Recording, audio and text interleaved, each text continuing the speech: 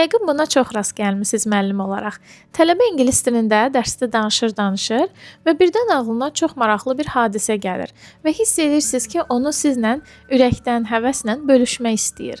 Amma bir anda keçir Azərbaycan dilinə. Çünki o paylaşmaq istədiyini öz dilində daha rahat ifadə eləyəcək. Ona görə başlayır onu səmimi olaraq sizlə paylaşmağa, amma Azərbaycan dilində.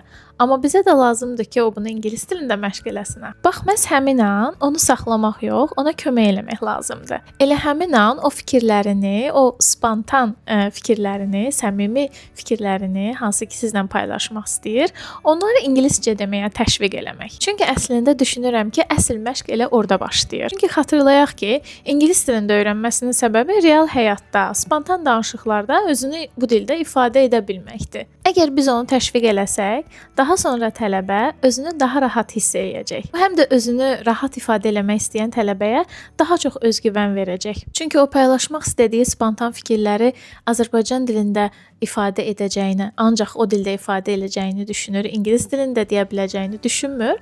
Amma biz ona təşviq edəndə, yəni pis də olsa, yaxşı da olsa, səhvlərlə də olsa, bunu ingiliscə deməlidir ki, sonda mən bunu edə bildim deyə bilsin. Bəs müəllimlər, siz bu situasiyada nə edirsiniz?